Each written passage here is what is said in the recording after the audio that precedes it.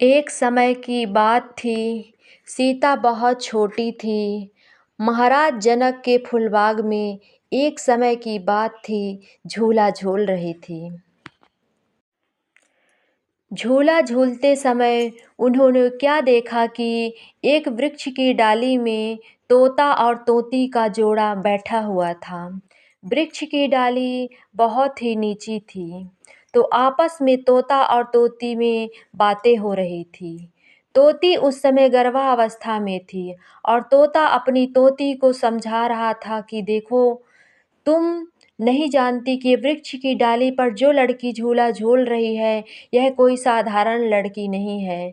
तोती कहने लगी, महाराज ये कौन है? जवाब दिया, इसका नाम सीता है और जब सीता बड़ी हो जाएगी तब अयोध्या से राम दूल्हा बन के आएंगे और इसके विवाह में एक शर्त लगाई जाएगी धनुष की, और राम आकर उस धनुष को तोड़ेंगे, तब सीता का विवाह राम से होगा। इधर सीता ने तोता और तोती की पूरी बातें सुन ली। तभी उसी समय सीता के मन में विचार करने लगी, तोता कितना बड़ा ज्योतिषी है और यह मेरे जीवन के बारे में पूरा बता रहा है, तो यह और भी जानता होगा। तो उसी समय सीता पीछे से जाकर के तोता को हाथ में पकड़ लिया, तो तोती मौका पाकर भाग गई। तोता को सीता ने पकड़ लिया। तोता को सीता ने एक पिंजड़े में बंद कर लिया और तोता से पूछती है कि तोता, तू मेरे जीवन के बारे में और क्या जानता है?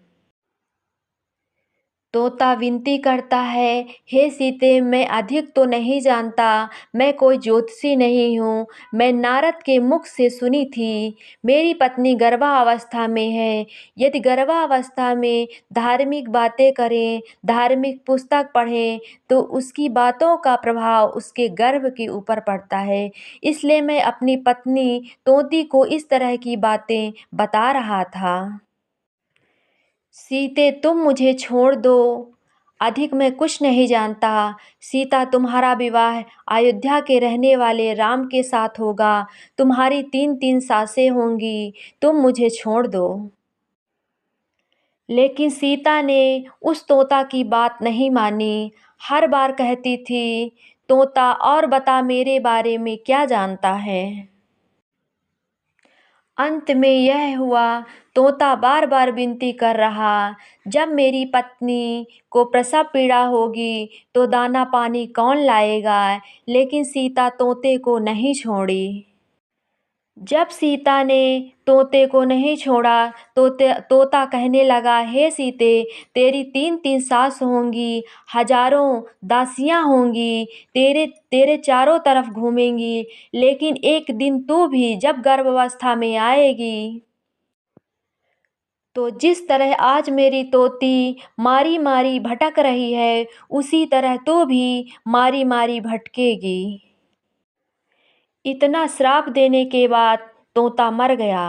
मित्रों, श्राप अमर हो गया। फिर वह तोता अयोध्या में धोबी के रूप में जन्म लिया और जब सीता अयोध्या आई, जब सीता गर्भावस्था में आई, तो वह तोता सीता के ऊपर झूठा आरोप लगाया और वन भेज दिया और सीता भी उसी तोती की तरह मारी मारी भटकने लगी।